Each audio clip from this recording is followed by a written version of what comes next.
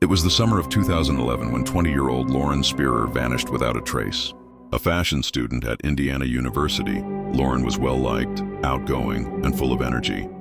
On June 3rd, after a night out drinking with friends, she left a party barefoot at 4:30 a.m. and was never seen again. Security footage from earlier that evening shows her stumbling, barely able to stand.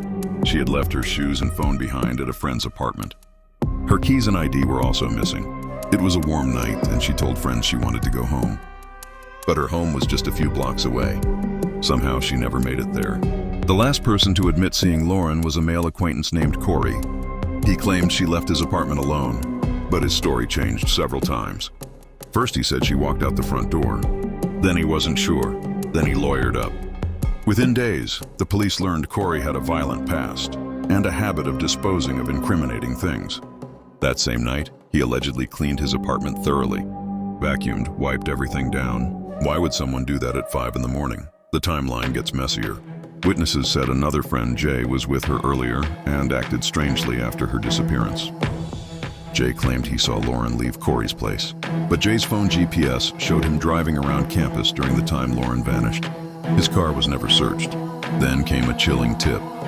A local worker claimed he saw a man carrying a lifeless woman over his shoulder into the woods around 5 a.m. It matched Lauren's description, but the man's face was never identified. Search dogs picked up her scent, but it abruptly ended at a road. Authorities later found a discarded white shirt, similar to the one Lauren wore that night, deep in the woods. But it had been out in the elements too long to test for DNA.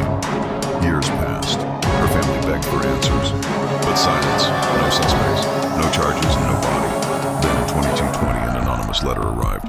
It claimed Lauren had overdosed at someone's apartment that night, and those involved panicked, disposed of her body, and made a pact of silence.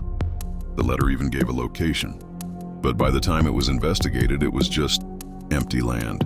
To this day, no one has been arrested, no one has confessed, and Lauren Spierer remains missing, trapped in a maze of lies, vanished on a short walk home that turned into a decade of silence.